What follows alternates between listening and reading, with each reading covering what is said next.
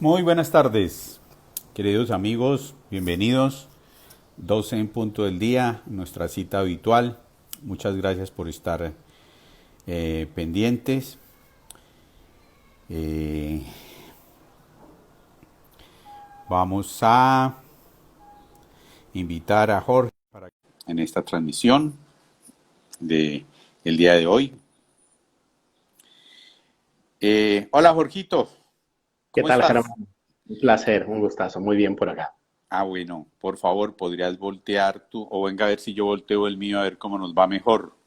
No, voltea el tuyo mejor porque la grabación que queda, si lo puedes colocar. Eso, Espera un momento, deja ver si consigo colocarlo en algún punto, porque perfecto.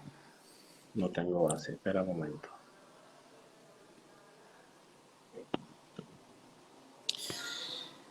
Ahí está, parece que ahí quedó. Muy bien, muy bien, muy bien, perfecto. Jorgito, muchas gracias por estar aquí con nosotros, por aceptar esta invitación. No, encantado, ya sabes que es un placer, Germán. Encantado de poder volver a coincidir y hablar de esos temas que tanto nos interesan y que nos apasionan. Muchas gracias, Jorgito. Muy bien. Para las personas que nos acompañan en el día de hoy, Jorge, un amigo del alma, entrañable, creo que lo conozco hace cerca de 20 años, tiempo que él lleva como investigador muy juicioso del enagrama de la personalidad, además de ser consultor en desarrollo organizacional y desarrollo de personas. Y también, desde mi punto de vista, tómenlo con inventario, por favor, no nos crean nada de lo que les vamos a decir hoy, permítanse verificarlo.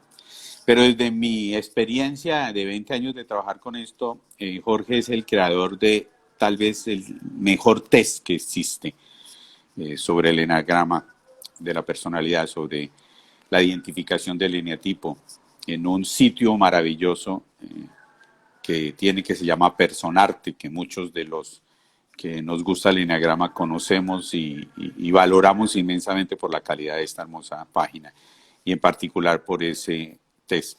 Que además Jorge, que es muy juicioso en su trabajo intelectual y en sus ansias de investigación, ha sido un test que está en permanente desarrollo, en permanente evolución y verificándolo con mucho rigor científico. Entonces, Jorgito, un honor para mí que estés aquí, que nos acompañes y que tengamos una conversación muy amena.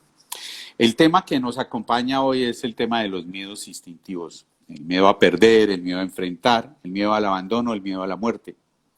Tal vez muchos de esos temores están disparados en estos días. Y muy seguramente lo más interesante de todo eso va a ser un aporte que Jorge nos va a hacer desde estos miedos instintivos y su relación o vistos desde el eneagrama. Entonces, Jorgito, te escuchamos. Muchísimas gracias, Germán. Gracias por la introducción. Es verdad, hace 20 años que estamos estudiando esta maravillosa herramienta del Enneagrama. La verdad es que nos ha aportado mucho a nivel personal y también para la función que llevamos cada uno de nosotros como formadores o como facilitadores de procesos de cambio, ¿no? Yo sí que considero que esta herramienta aporta muchísimo y que bien utilizada, la verdad es que amplía muchísimo el paradigma que tenemos o la idea que tenemos de lo que nosotros somos, ¿no? En el caso específico de los miedos instintivos, como bien lo mencionas, Germán, estos miedos son inherentes o son básicos, se encuentran en toda la naturaleza viva, ¿no? En todos los seres vivos se encuentran presentes. Básicamente tienen que ver con y están diseñados con una única función hoy, que sería la de conservar la vida, o sea, mantenernos vivos, por supuesto, mantenernos bien, mantenernos vigentes y permitir también que nuestra especie se conserva y que podamos transmitir los genes hacia nuestros descendientes. Entonces, no es cierto que estos miedos se encuentran presentes en toda la naturaleza, con todos los animales. En la naturaleza se manifiestan, en la naturaleza salvaje se manifiestan de una cierta forma muy distinta a la manera como se manifiestan estos. Jorge, perdón, te interrumpo. Jorgito, verifica la conexión de tus audífonos al celular o algo porque a veces se va y se hace inaudible. Puede haber que no esté bien conectado. A ver, Ahí está mejor, ahí te escucho mejor. Esperemos a ver si ahora se mantiene. oh, bueno, muy bien, voy a procurar no moverme tanto, ¿no? Qué caso. Entonces, te decía que si bien en la naturaleza esto se manifiesta, válgame la redundancia, de una manera natural, de una manera que no está mediatizada por nuestra mente, ¿no? En el caso específico de los seres humanos, hay una matización que le da a nuestro sistema de creencias, nuestra personalidad, ¿de acuerdo? Y ese matiz va a hacer que nosotros interpretemos estos miedos de una manera que pudiera no ser favorable para nosotros. Un poco más en detalle y espero que se pueda entender a qué me refiero con esto de que no sea favorable para nosotros. ¿Se está escuchando un ruido de fondo? ¿Es correcto? No, a veces cuando se mueve se aísla. Te pareciera que hubiera algún problema con el audífono, pero en términos generales te estamos escuchando. Solamente hay unos pequeños vacíos a veces cuando se mueve. Bueno, muy bien. Bueno, pues vamos a entrar de una vez con estos 4 miedos, ¿no? Habíamos dicho que era miedo a perder, miedo a Sí, enfrentar, miedo al sí, abandono y miedo a la muerte. correcto. Muy bien. Bueno, ¿cómo se manifiesta esto en la naturaleza, no? En la naturaleza salvaje, el miedo a perder generalmente es un miedo que es muy manifiesto en todos aquellos que son los líderes de la manada. ¿Ok? En la naturaleza salvaje, genéticamente ya nacen ciertas criaturas predispuestos genéticamente para poder liderar, para poder sacar adelante una manada. De acuerdo a una manada que puede consistir en dos o en varios, de la misma especie. Este miedo a perder se manifiesta en la naturaleza salvaje eh, eh, como una necesidad de mantenerse vigente, de mantener la fuerza, de estar de alguna manera pendiente de que uno esté bien para que no vengan depredadores y puedan depredarte a ti o depredar a tu manada, ¿de acuerdo? Entonces, en la naturaleza salvaje lo que da este miedo es una cierta fuerza o una fortaleza para sacar adelante a tu manada, a la protección y al cuidado. Básicamente es así como se manifiesta. Correcto. Manera natural, de una manera natural. Ahí no hay mente, no hay psicología y no hay nada que esté involucrado más que esa necesidad de mantenerte fuerte, mantenerte vigente para que puedas sacar adelante sobrevivir y transmitir tus genes a la siguiente generación. Luego tenemos el miedo a enfrentar. Este miedo lo manifiestan o es muy característico de aquellos integrantes que no son los alfas, que no son los líderes de la manada, ¿de acuerdo? Que están, vamos Sí, a decir, en un orden secundario o en un orden inferior, en un orden menor al líder de la manada. Y este miedo lo que hace es un miedo que permite que se respete. Entonces, ¿esto qué quiere decir? Que si yo hago un análisis interno, veo que no tengo quizás la misma fuerza o la misma capacidad de líder, lo sopeso, pues muy probablemente no voy a arriesgar mi vida y a ir y enfrentar al líder. ¿De acuerdo? Entonces, este miedo lo que hace, el miedo a enfrentar, lo que hace es que permita que las jerarquías se respeten y que no constantemente se esté retando la autoridad del líder de la manada. Entonces, en la naturaleza, este miedo permite pues que la manada socialmente pueda mantenerse, que no se esté constantemente retando la autoridad. Ahora es un ok, miedo que ayuda mucho para los niveles de la jerarquía. Hasta ahí correcto, nos... Claro, sí, Germán. correcto. Seguimos teniendo a veces problemas con el micrófono. Eh, No sé si pudieras tú, Germán, ahora hablar un poco del miedo al abandono, ¿no? Si me das un minuto para ver si consigo cambiar los audífonos, quizá podamos... o de pronto desconectar los audífonos y hablar sin audífonos, a ver qué pasa y hablar fuerte, a ver cómo nos va ahí. Probemos ahí cómo nos va. A ver qué tal me escuchan. Yo creo que te escuchamos mejor. Si hablas más fuertecito, mejor. Probemos así a ver cómo nos va. Hablemos del miedo al abandono a ver ahí cómo nos va. Bueno, muy bien, perfecto. Seguimos entonces con el miedo al abandono. Ok, El miedo al abandono, este miedo se presenta generalmente en la naturaleza salvaje con las hembras que generalmente tienen crías y que sobre todo en el momento en el cual están gestando son más vulnerables, por supuesto, ¿no? Pueden ser más sí, vulnerables a ser depredadas porque disminuye la velocidad, disminuye su capacidad física, ¿no? Para poder atender cualquier situación emergente que pueda llegar a presentarse, ¿no? Y por otro correcto, lado, cuando están alimentando a sus crías, cuando recién gestaron a alguien, tienen la situación de que también tienen que cuidar a las crías, por supuesto, tienen que estar atendiéndolas, alimentándolas, etcétera, y también se vuelven de alguna manera muy vulnerables, ¿de acuerdo? Entonces, el miedo al abandono es el miedo que en la naturaleza se manifiesta con las hembras que están desarrollando a sus crías y que permite de alguna manera que el resto de la manada los apoye, el resto de la manada los soporte y el resto de la manada, o su pareja en todo caso, ¿no? Esté ahí para proveerle, ¿no? Los alimentos, la seguridad, el cobijo, aquello que necesite para poder sacar adelante este periodo de crianza. ¿De acuerdo? correcto.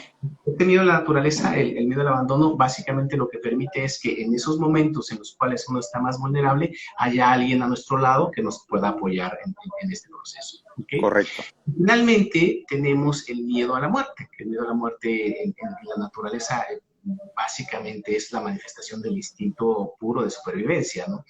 Está muy manifiesto en aquellas crías, en los cachorritos, ¿no? Indefensos que recién acaban de nacer y que, bueno, pues requieren completamente de sus padres y del resto de la manada para poder sacar adelante su vida. Entonces, así es como se manifiesta en la naturaleza salvaje estos cuatro miedos, ¿no? Miedo a perder de los líderes de la manada, miedo a enfrentar de aquellos que no son los machos alfa o las hembras alfa o los líderes de la manada, para Correcto. respetar las jerarquías, miedo al abandono de las hembras recién paridas para cuidar a sus cachorros y el miedo a la muerte de los cachorros. Esta es la manifestación de estos cuatro miedos instintivos en la naturaleza. Correcto. Muy Perfecto. bien. Ahora bien, aquí es donde la cosa comienza a ponerse interesante, ¿no? Porque ¿cómo trasladamos o cómo traducimos todo eso, Germán, a nuestra vida diaria, a nosotros como seres humanos y cómo es que se refleja, se representa como seres humanos? Aquí ya entra la mente, aquí ya entra la psicología, aquí ya entra el neocórtex, esa parte más evolucionada que solamente tienen los mamíferos superiores y nosotros los seres humanos como parte de los mamíferos superiores, ¿no? Entonces, lo que hacemos nosotros es una reinterpretación de estos miedos, ¿no? Ajá. En algún momento dado de nuestra vida, estos miedos, cuando vivíamos todavía en las sabanas, cuando vivíamos en las selvas, cuando vivíamos en las cuevas de las montañas, nos permitieron sobrevivir y de alguna manera están incorporados en nuestro cuerpo, en nuestra memoria genética, y tienen una fuerza y un poderío muy grande todavía en nuestras vidas. Sin embargo, hoy día ya no se necesitan tanto estos miedos, ¿no? Ajá. Todavía reaccionando nosotros de una manera desproporcionada ante ciertas situaciones que van a tocar ciertas sensibilidades dentro de nosotros y van a disparar estos miedos, ¿no? Ahora voy a entrar con varios ejemplos y con detalles más precisos, ¿no? Lo que quisiera yo primero poner como contexto es esto, ¿no? O sea, que realmente tienen mucha fuerza, que no es algo necesariamente que sea pensado, como está incorporado en el cuerpo, no lo pensamos, lo actuamos, o sea, lo vivimos, ¿no? Y muchas veces no nos damos cuenta, lo podemos llegar a justificar, ¿no? Pero en realidad es algo irracional, es algo que nos despierta inclusive sensaciones somáticas, es decir, que en el cuerpo se presentan ciertas reacciones. Quizás el ejemplo más claro que yo pudiera compartirte, Germán, es el miedo a enfrentar que está muy relacionado con hablar en público, por ejemplo, ¿no? ¿Con la qué? Hablar en público. Ah, ya. Correcto. Cuando muchos de nosotros tenemos la necesidad de hablar en público, ¿no? Yo mismo, porque es un miedo que está muy presente, muy fuerte dentro de mí, la gran mayoría de las personas que no han desarrollado esas habilidades, ¿no? Para poder hablar en público, pues la pasan realmente muy mal, ¿no? Generalmente sudas, te puedes Sí. poner, no se te puede cortar, inclusive la respiración, o sea, te puedes palidecer, te puedes poner realmente muy mal, de diarrea, bueno, que taquicardia, que realmente hay gente que la puede pasar muy mal, ¿no? cuando tiene que ser expuesto a esto, porque no es algo, digamos, que tenga en el combo. Y mucha gente pudiera decir, bueno, pero pues en realidad es una presentación ante tus compañeros de la empresa, ¿no? Del mismo tipo de trabajo, no tendrías por qué sentirte tan presionado, ¿no? Y sin embargo, no lo puedes evitar, o sea, el cuerpo reacciona, ¿no? Entonces ahí se hace evidente que esto está muy dentro de nosotros, en nuestros propios genes, ¿no? Entonces, entrando ya a detalle nuevamente, Germán, si hablamos del miedo a perder, de los líderes, ¿cómo se manifiesta en nosotros los seres humanos? Bueno, con nosotros los seres humanos, Germán, el miedo a perder va a estar muy presente en aquellas personas que están por ciertas condiciones liderando un proyecto en tu vida, ¿no? Que son jefes de familia, jefes de empresa, jefes de un equipo de trabajo, que de alguna manera tienen esa responsabilidad de sacar adelante un proyecto, de sacar adelante un grupo de personas, ¿no? Y se echan a sus espaldas una gran responsabilidad. Este miedo se va a hacer muy evidente, se va a hacer muy presente, ¿de acuerdo? Sin embargo, en los seres humanos hay una diferencia sutil con respecto a la naturaleza, y es que aquí se puede relacionar mucho con el Con el- control, Ajá. control y el poder. ¿De acuerdo? O sea, ¿cómo se presenta este miedo a perder? Con situaciones de control y con situaciones de poder. Aquí hay características que pueden tener que ver mucho con la agresividad, en algún momento dado, si no se maneja bien. Cuando sientes que estás a punto de perder algo, sale esa furia, esa ira, y nos podemos poner muy, muy agresivos, ¿no? Para defender aquello que consideramos que es parte de nosotros o parte de nuestro territorio. Significaría que sería un miedo muy presente en los eneatipos instintivos. En la triada visceral, efectivamente, los tipos 8, 9 y 1, Hay que uno. tienen problemas con el control, problemas con el poder y problemas básicamente con el territorio, ¿no? Con poder Sí, delimitar claramente qué espacio te corresponde a ti y qué espacio te corresponde a mí. Y hay de ti donde se te ocurra traspasar ese espacio, ¿no? Porque entonces me vas a conocer, ¿no? Entonces, también para darle un matiz diferente, Germán, ¿cómo podemos saber también nosotros o intuir que este miedo está muy presente en nuestras vidas? Se puede manifestar mucho con problemas de relaciones, pero con problemas de relaciones a nivel general. ¿A qué me refiero con problemas de relaciones a nivel general? Es decir, todos tenemos conflictos de sí, relaciones, ¿no? sí, claro. Si alguno de nosotros pudiéramos llegar a decir, ¿no? En un ejercicio de honestidad, yo no sé qué pasa con este mundo porque yo me relaciono con 2000 personas y las 2000 personas tienen problemas conmigo, ¿no?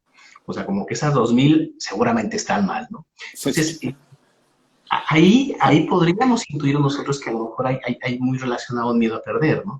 Porque generalmente lo que hacen los tipos viscerales, los tipos 8, 9 y 1 es que no les gusta la realidad tal cual se presenta, no les gusta realmente que les impongan límites, no les Sí, gusta cómo son las cosas y de alguna manera se encargan de hacer los ajustes que consideran necesarios alrededor para ir colocando las cosas en su sitio.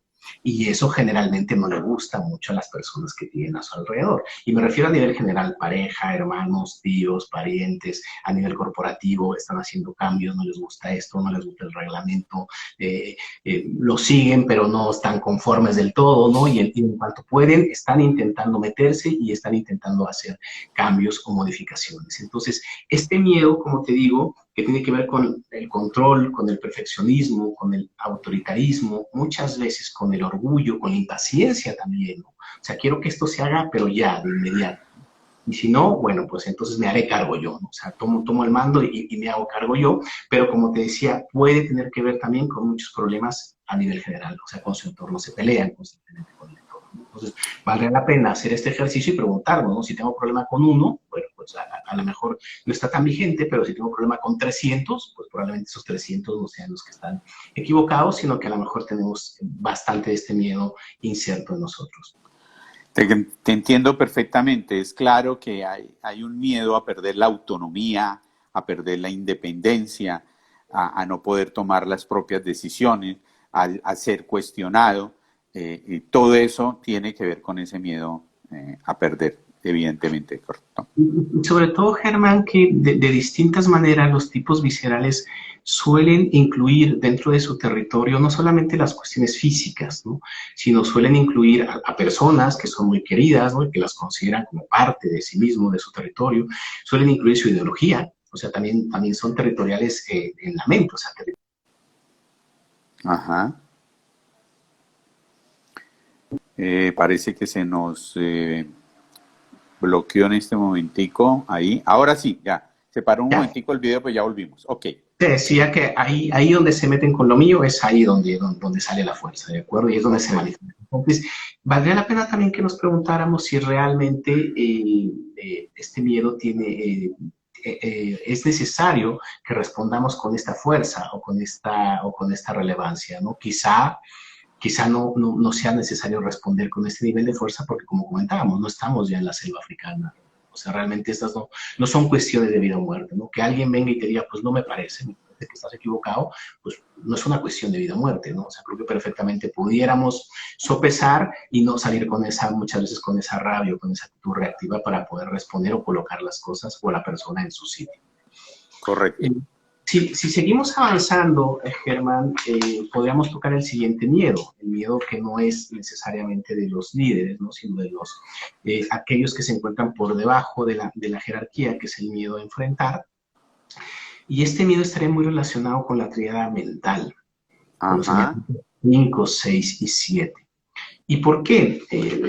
Vamos a ver, o sea, este miedo, no quisiera que se malentendiera, ¿no? No quisiera que nos quedáramos con una impresión demasiado simplista, en el sentido de pensar que, bueno, es que miedo a enfrentar, y mucha gente puede decir, bueno, yo soy 5, yo soy 6, y por supuesto que no tengo ningún miedo.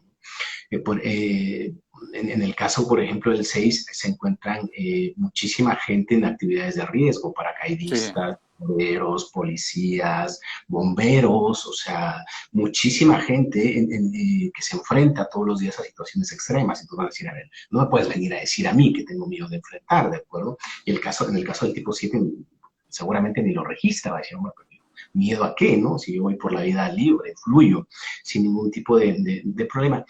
En realidad, el miedo a enfrentar lo que nos hace es un cuestionamiento muy grande y muy fuerte, Germán, a nivel interior, con nuestra capacidad, con nuestra competencia.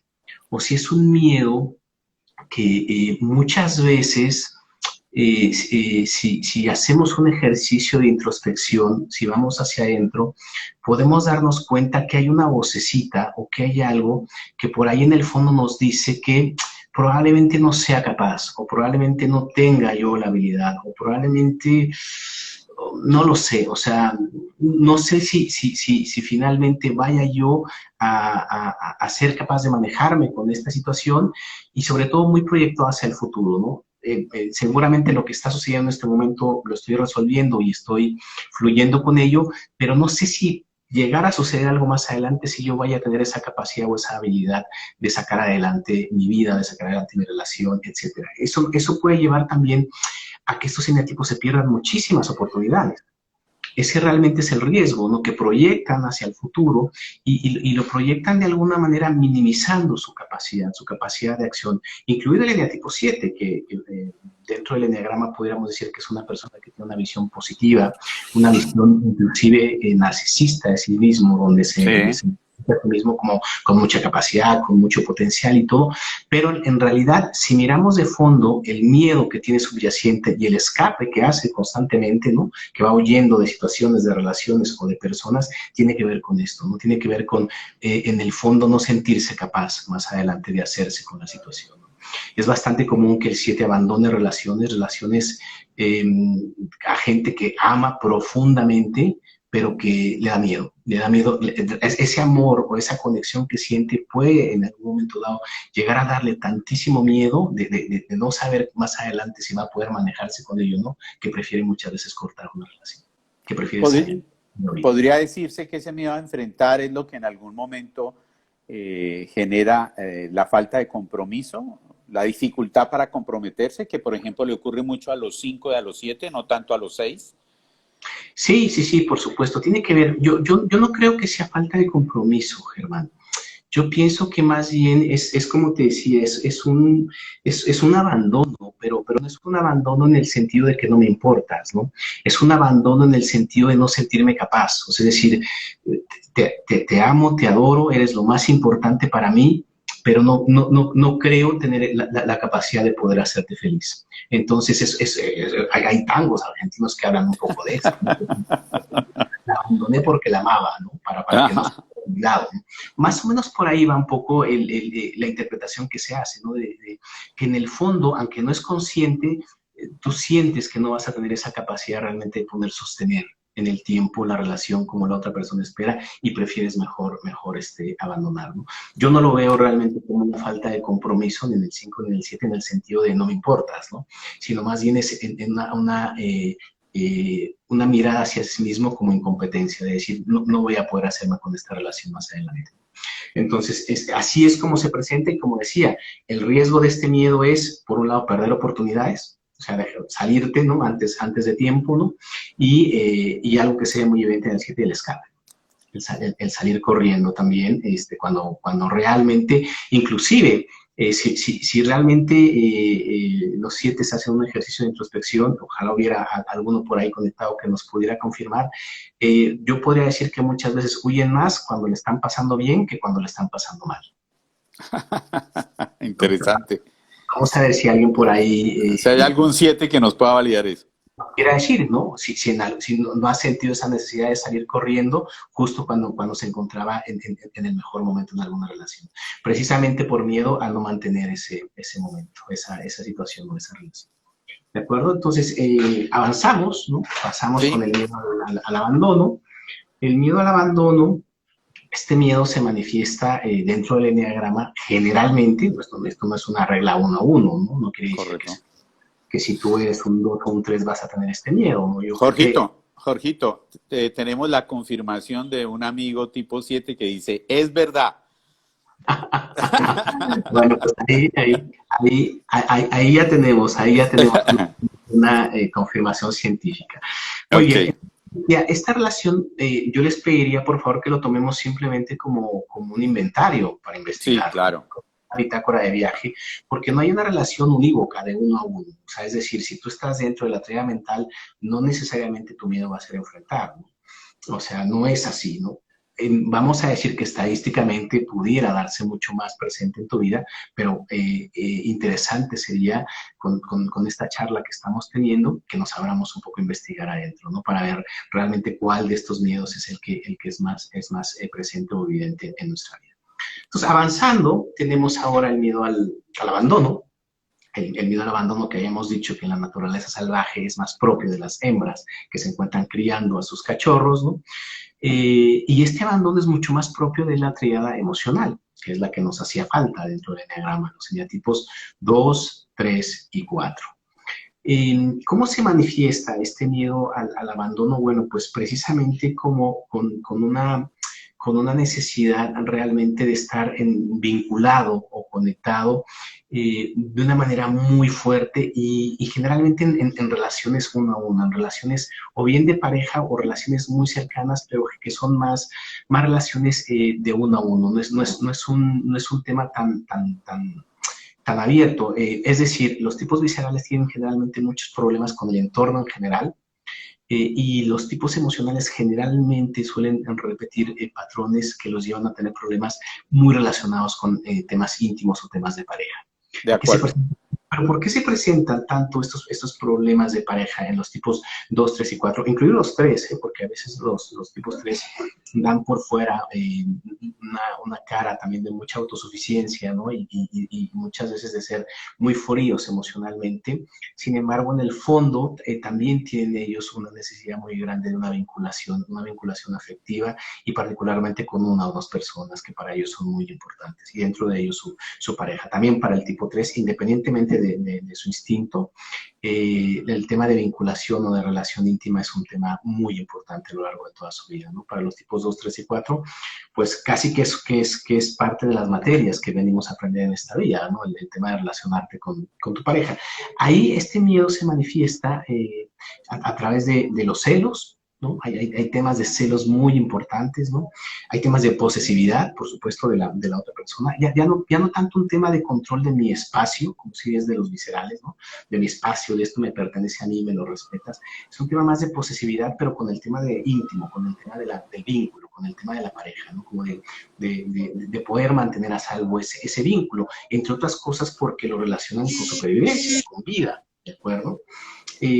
Hay temas también muchas veces de hipocondria, ¿no? En los tipos emocionales se puede llegar a manifestar mucho a nivel corporal esta necesidad como de, por supuesto, completamente inconsciente, ¿no?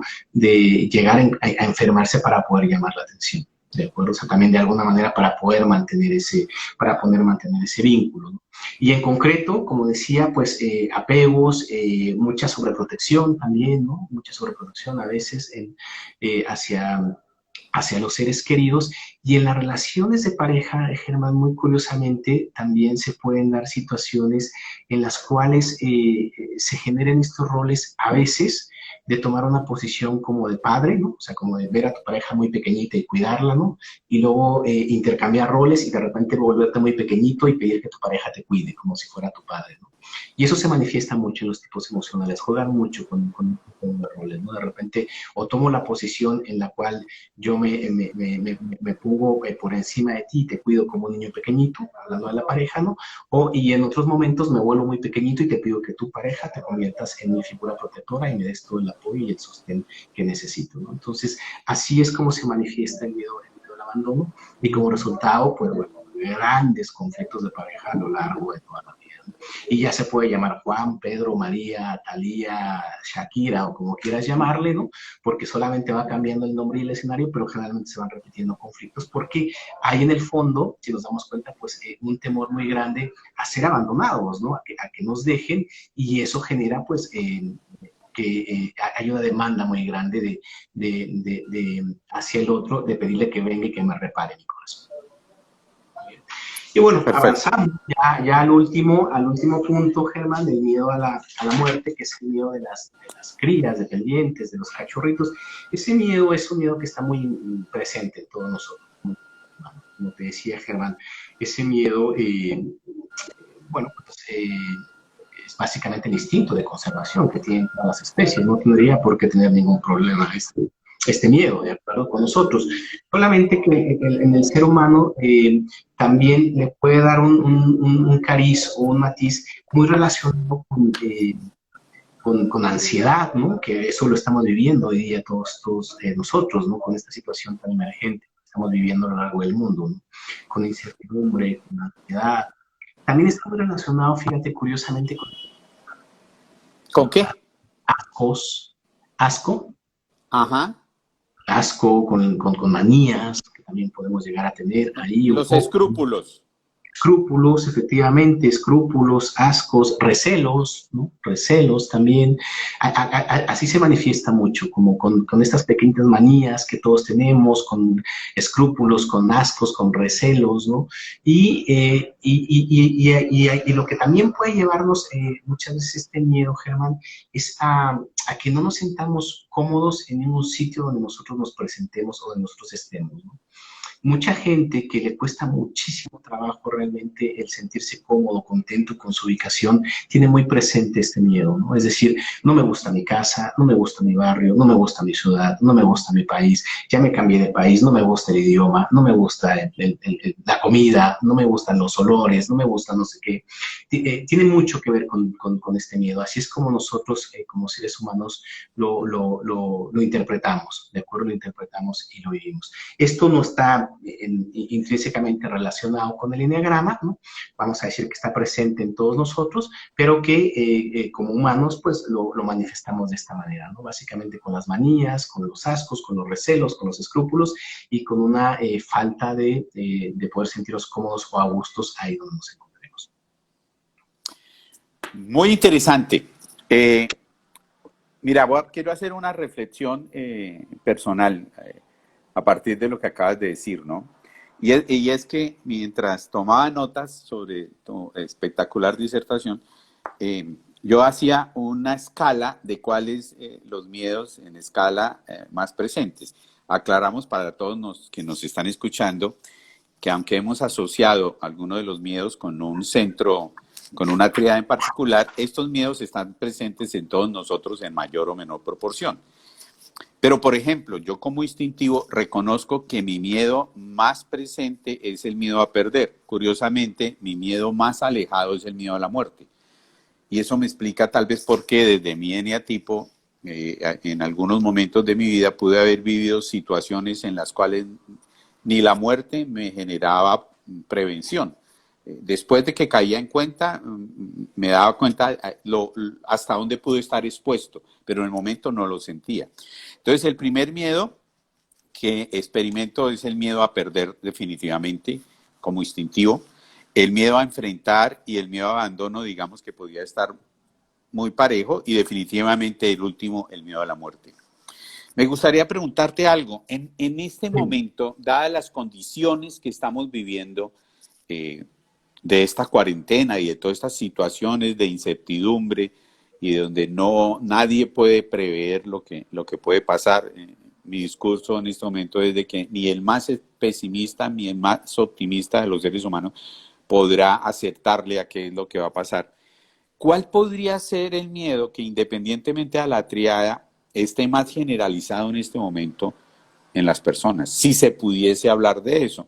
O si definitivamente es más importante tu motivación instintiva, emocional o cerebral para la manifestación protuberante de uno de estos 4 miedos. Yo pienso, Germán, que realmente muchos de nosotros a nivel mundial estamos en este momento en modo supervivencia.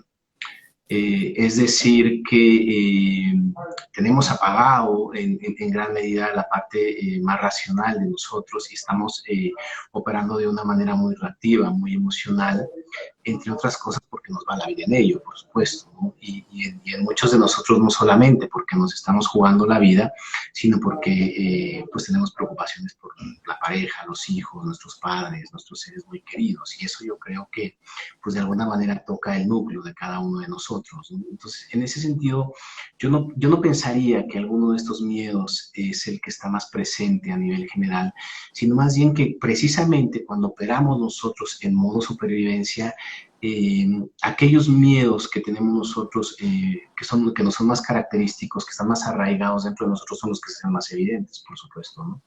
Entonces, indudablemente el miedo a la muerte es un hecho que todos nosotros, pues todos los días lo tenemos muy presente por la situación que estamos viendo, por los medios de comunicación que están constantemente reiterando esta situación crítica o de emergencia que estamos viviendo. Y yo pienso que a nivel general sí que está muy activado, por supuesto, ¿no? Sí que está muy activado ese miedo, esa ansiedad. Pero, sin embargo, no pensaría que es el único. Yo creo que, como tú bien lo comentabas, cada uno de nosotros tiene un miedo que es preponderante, que es mucho más fuerte que el resto, y yo pienso que junto con el miedo a la muerte es el que más presente debería estar hoy día en cada uno de nosotros. O sea, es decir, debería de ser distinto para cada persona. En el caso personal mío, Germán, si me permites también tomando, Sí. ¿no? Yo pertenezco a la fe emocional. Definitivamente el miedo al abandono es un miedo que está muy presente en mi vida, debo de reconocerlo, ¿no? Y también por mi subtipo instintivo, el miedo a enfrentar también, o sea, el miedo a enfrentar lo conozco, pero muchísimo, ¿no? A pesar de no pertenecer yo a la triada mental, por supuesto que lo conozco y veo la manifestación diariamente en mi vida, ¿no? Ese es un hueco que se te hace en el estómago. Yo comentaba que es un tema muy físico, ¿no? Sería interesante ver si ustedes reconocen físicamente alguna manifestación, porque yo lo reconozco físicamente, el miedo a enfrentar en un hueco que se hace en el estómago, ¿no? Cuando vas a hacer algo, cuando tienes que tomar una decisión muy importante en tu vida, ¿no? Entonces genera un vacío y hay algo que, como te digo, no vas a poder hacerlo, no eres capaz, no vas a poder hacerlo. Eh, o sea, abandona de una vez. O es que para qué inviertes tiempo, energía, recursos, etcétera, si al final no va a salir el resultado, ¿de acuerdo? Y sobreponerse a esa sensación no es fácil, no es sencillo, ¿de acuerdo? Entonces, pero yo pienso que cada uno de nosotros puede hacer una investigación muy interesante para poder validar o verificar. Si bien es cierto que el miedo a enfrentar es muy fuerte en mí, en realidad, al pertenecer a la triada emocional, el miedo al abandono está, pero también ahí, pero de una manera muy relevante en mi vida. Bueno, hagamos otro ejercicio, mi querido Jorge. Igual, si las personas quieren hacer alguna pregunta, bienvenidas. Me gustaría hacer el siguiente ejercicio, a ver si tú me dices desde el conocimiento y lo que has investigado sobre el tema podría ser asertivo. Mencioné ahora cuál es el orden de mis miedos más presentes a lo largo de mi vida. Y ahora, mientras te escuchaba, pensaba, bueno, y en este momento para mí, ¿cuál es el miedo más presente? Y de pronto veía que tal vez hay días en que el miedo que se manifiesta más es el miedo a enfrentar, en términos de lo que significa la reinvención y estar en un medio donde normalmente yo no fluía. Es decir, el medio en el cual yo he realizado mi trabajo durante más de 40 años es el miedo face to face, relación con las personas face to face, el tema experiencial, pero presencial, la interacción directa con las personas. En el momento en que las circunstancias me llevan a cambiar ese entorno y pasar al medio digital, esto que estamos haciendo tú y yo en este momento, lo que hacemos a través de los webinars, lo que estamos haciendo a través de desarrollar los seminarios online, las aulas virtuales y todas esas cosas, hay momentos, y pienso que ese miedo me limitó para haberlo hecho desde antes, ¿no? Cambiar de medio, y para mí tal vez ha sido ese miedo a enfrentar, de no sentirme seguro que voy a poder fluir de la misma manera que fluía en ese medio face to face, en ese medio presencial. Podríamos decir que eso sí corresponde a miedo a enfrentar. Sí, por supuesto, completamente de acuerdo. Germán, digo, somos nosotros como seres humanos, no somos máquinas, ¿no? Y las circunstancias que estamos viviendo, por supuesto que activan o desactivan miedos dentro de nosotros, ¿no? En ese sentido, retomando tu ejemplo, si nosotros terminamos de concluir la carrera universitaria y estamos a punto de entrar al terreno laboral, definitivamente el medio de enfrentarse va a ser muy evidente, se va a hacer muy presente, ¿de acuerdo? Porque pues indudablemente es un área nueva para nosotros, es un área en la cual es un terreno completamente desconocido y tenemos que empezar a picar piedra, como decimos aquí en México, ¿de acuerdo? Entonces, definitivamente, cada vez que nosotros entramos en una situación que nos es completamente nueva, ajena, desconocida, es un hecho que se activa este miedo en nosotros. Muy bien, hay una pregunta muy interesante, ¿no? Digamos que en el momento en que yo empiezo a reconocer estos miedos, ¿cómo puedo enfrentar estos miedos? ¿Y cómo hacer para superarlos? Claro, bueno, lo primero sería reconocerlo, efectivamente, porque no son conscientes, no son evidentes. Germán, yo decía al inicio de la charla que muchas veces nos damos cuenta de ellos a través de los resultados, a través de los actos, porque no lo pensamos, no lo verbalizamos, sino simplemente lo actuamos, ¿no? Y posteriormente nos damos cuenta de ello. Yo pienso que por ahí, de entrada, el poder hacer consciente lo inconsciente, el poder traerlo el poder hablar de ello, el poder reconocerlo, de entrada le quita ya una gran carga y un gran peso, ¿de acuerdo? Porque ya comenzamos a ver cómo se hace presente. Lo siguiente sería, Germán, poder reconocerlo corporalmente, como te decía, ¿no? O sea, poder ver cómo es que se manifiesta, cuáles son las manifestaciones físicas, porque muchas veces, como te decía, no es que tenga yo diarrea o es que esté enfermo del estómago, ¿no? Es que estoy atravesando una situación que me confronta mucho con ese miedo que yo tengo y físicamente, corporalmente así se manifiesta. Para otros pudiera ser a lo mejor un dolor de cabeza, ¿no? Pudiera ser a lo mejor que se te tensen los músculos del cuello, no lo sé, ¿no? Deben de haber N cantidad de manifestaciones y yo creo que si aprendemos a reconocerlas, podemos saber en algún momento dado que se está manifestando en nosotros esta condición o esta situación y quizás ahí podamos tomar una decisión o allegarnos de otro tipo de recursos, ¿de acuerdo? Cualquier tipo de recurso que tengamos a mano o que hayamos desarrollado, o bien respirar, o bien meditar, o bien salir a caminar, dar un paseo, ¿no? O bien dejar lo que está uno haciendo, tomar un helado, tomar un respiro, ¿no? Es decir, darnos cuenta que realmente cuando el cuerpo nos está hablando y nos está diciendo, nos está enviando un mensaje o una comunicación de que hay una situación que nosotros estamos percibiendo como amenaza o como riesgo y que quizá la decisión que vamos a tomar ante esa amenaza no necesariamente sea la mejor para nosotros, para nuestra vida, ¿de acuerdo? Entonces, a lo mejor ahí podríamos incorporar una manera diferente de responder, de mediatizarlo, ¿no? De poder negociar un poco con nosotros mismos y dar una salida diferente, ¿no?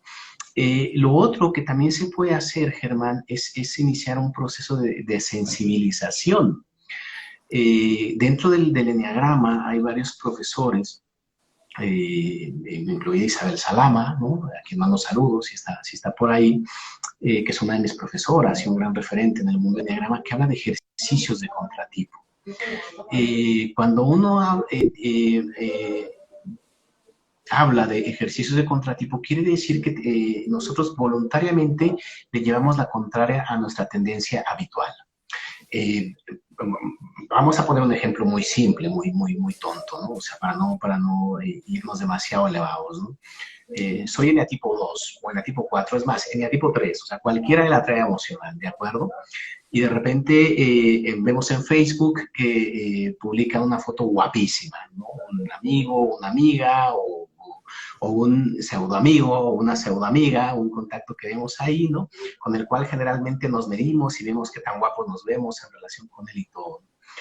Nuestra tendencia habitual como emocionales es a... No existe el no like, ¿no? Pero si no existiera el no like, seguramente lo colocaríamos, ¿no? Bueno, no, el me disgusta, ¿no? Pero bueno, nuestra tendencia sería a no colocar el me gusta, ¿no? Bueno, un ejercicio de contratipo sería el ponerle me gusta, al me gusta, ¿no? Y si realmente queremos avanzar un poco más todavía, inclusive, ponerle un par de palabras, ¿no? Te ves guapísima, te ves guapísimo, estupendo, te sienta increíble ese color rojo. Ajá, Y te por entiendo dentro vamos a perfecto. sentir que nos sube toda la bilirrubina y que se nos suben todos los colores y nos ponemos verdes, morados o lo que sea, ¿no? Pero estamos ahí llevándole la contraria a nuestra tendencia habitual, ¿de acuerdo? Bueno, Entonces, ahí Shelly te dice que sí. Muy sí, sí, seguramente. Y los emocionales van a entender más ese contratipo, por supuesto. es correcto, es correcto. En el caso, por ejemplo, de los viscerales, Germán, dale la razón de vez en cuando a alguien, ¿no? O sea, Por si tú estás supuesto. viendo que trae una camisa morada y él te dice que es verde, pero para ti claramente es morada porque le estás viendo, es decir, tienes razón y además te queda estupendo el verde. Enhorabuena. Y estoy seguro que por dentro vas a sentir también una reacción de decir, pero no, si yo sé que no es, o sea, ¿por qué le voy a decir que tiene razón si yo sé que no la tiene? ¿De acuerdo? Es un poco llevarle la contraria a la tendencia, Germán, es un poco irnos retando, es un poco ponernos pruebas, pero muy pequeñitas, pruebas que nosotros podamos ir gestionando, ¿no? Y ir incrementando el nivel de esfuerzo que nos pueda demandar, ¿no? A lo mejor siguiendo con los ejercicios emocionales, pues un día podrías hacer el ejercicio y colocarte un calcetín de un color y otro calcetín de otro color. Y entonces, y salir a la calle, así, salir a trabajar en la oficina así y todo, ¿no? En algún momento dado alguien lo va a notar, ¿no? Y o bien te van a mirar raro, ¿no? No te van a decir nada, o habrá alguien que te lo diga, ¿no? Tú lo vas a sentir. Y simplemente es hacerte con esa sensación, o sea, pero es un poco retarte a ti mismo, ir colocándote pequeños ejercicios que van haciendo que tú vayas a ir retando.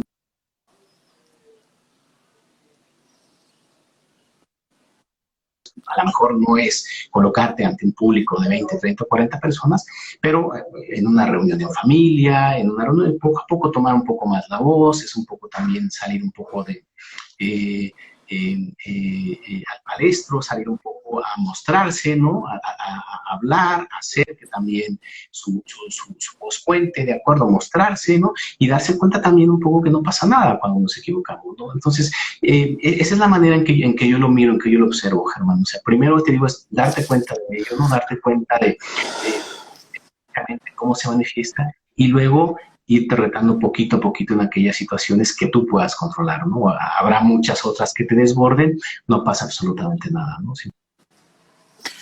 Ok. Bueno, te quedaste congelado, vamos a ver. Ok, ya volviste. Bueno, se me ocurre otra cosa que, aunque conocía estos miedos instintivos, no los utilizaba o no los he utilizado mucho en niveles de experienciales con el eneagrama. Pero se me ocurre aquí también que podría ser de una utilidad bien interesante y en parte para empezar a contrarrestar esos miedos. Y es hacer conciencia cómo estos miedos se manifestaron en nosotros desde nuestra infancia.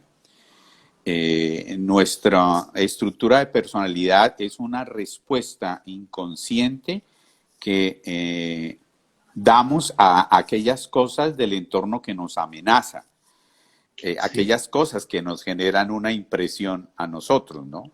Entonces, en la medida en que yo pueda mirar estos miedos en esa referencia, en la historia de mi vida, en esa primera infancia, tal vez me puede ayudar mucho para hacer comprensión y poder desestructurar ese sistema de creencias que me llevó a desarrollar un comportamiento totalmente automático que se manifiesta en mi eneatipo.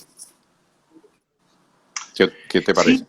Sí, reescribir el guión, Germán, o sea, volver a contarnos la historia, pero ahora desde una manera diferente, o sea, volver a revisar nuestra película, pero con una mirada distinta. Me parece estupendo lo que tú mencionas, ¿no? Indudablemente existieron situaciones que detonaron en nosotros estas condiciones para que desarrolláramos más o menos ciertos miedos a lo largo de nuestra vida. Lo interesante sería poder reescribirlo al día de hoy, ¿no? Con todas las capacidades, con todas las habilidades que tenemos hoy día y darle un enfoque distinto, mostrarle como un sentido vital, ¿no? A todo esto que hemos pasado, ¿no? Y entender que, bueno, que a lo largo de nuestra formación, todas esas situaciones que vivimos nos han llevado a este punto en nuestra vida, ¿de acuerdo? Y incluidos estos miedos, ¿no? Que muy probablemente han hecho también que a lo largo de nuestra vida suframos o perdamos oportunidades importantes, ahora mismo, como resultado de ello, también nos han permitido llegar al sitio donde nos encontramos. Y eso nos puede permitir reescribir completamente nuestra historia para darle un enfoque diferente. Lo otro que me parece interesante es que la invitación es aprovechar las circunstancias particulares que estamos viviendo para que al estar aislados en casa podamos hacer ese ejercicio de autoobservación, de mirarnos a nosotros mismos y ir muy, muy a lo profundo de nuestro interior.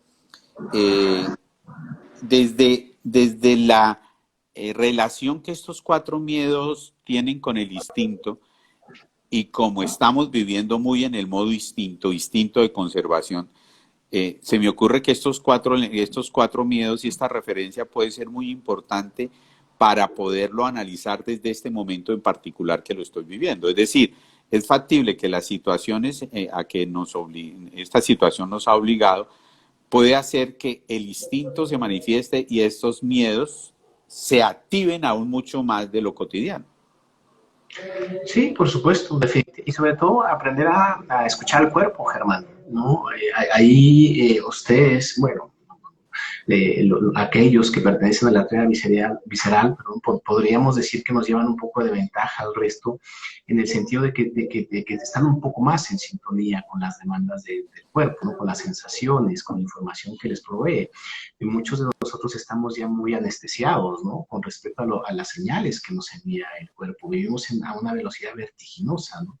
Yo pienso que una de las cosas o de los grandes regalos que puede traernos esta situación que vivimos es precisamente el que nos cuestionemos la velocidad a la cual estamos viviendo, ¿no? Porque es una velocidad completamente vertiginosa y que nos anestesia por completo, ¿no? Que realmente no nos permite sentir, estar en contacto con lo que el cuerpo nos está diciendo. Entonces, tú tomo este ejercicio que tú comentas, sobre todo también como para aprender a escuchar, ¿no? Y a leer lo que nos está diciendo, lo que nos está diciendo el cuerpo. Estoy en una conferencia.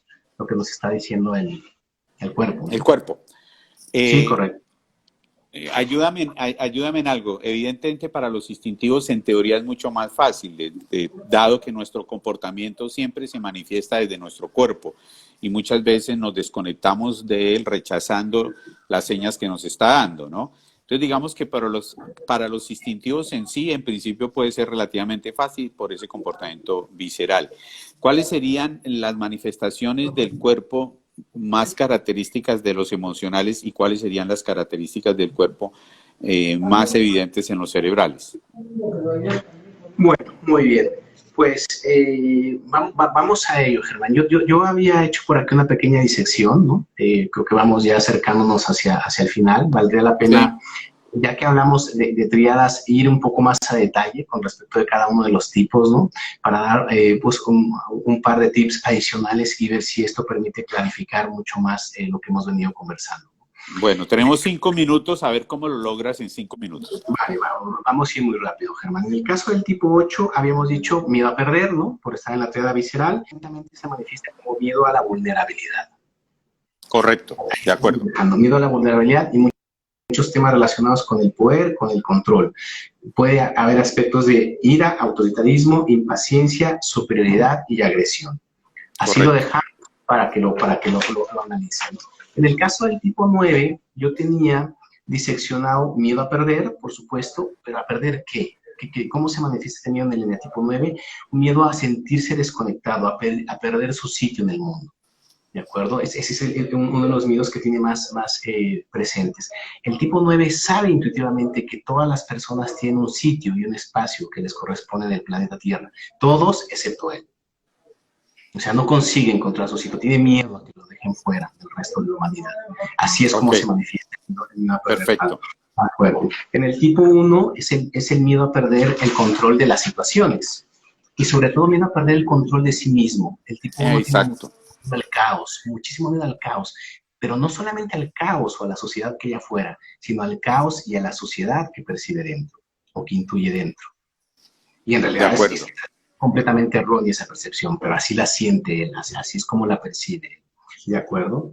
En el tipo 4, miedo a ser abandonado, que se manifiesta como un miedo a tener un defecto inherente. Todos los tipos 4 de alguna manera piensan que nacieron con un cierto defecto de fábrica o que están incompletos. Sí. Algo para realmente estar completos como el resto de la gente y por lo tanto me pueden abandonar. Entonces, durante toda la vida van a luchar o van a lidiar con ese defecto, van a tratar de ocultarlo de los demás y van a tratar de hacer algo que compense ese defecto que sienten que tienen dentro para que no los abandonen. ¿Okay? Tipo 2, miedo a ser abandonado, ¿no? ya lo habíamos dicho, pero que se manifiesta en necesidad de mostrar siempre, el 100% de las veces, el lado amable. Una sonrisa, una disponibilidad, una atención y estar siempre para ti con esto, con mi mejor sonrisa, con mi mejor cara. ¿Por qué? Porque si no, me puedes abandonar. ¿De acuerdo? En el tipo 3, miedo al abandono, que se manifiesta a que si no brillo, si no destaco, me puedes abandonar.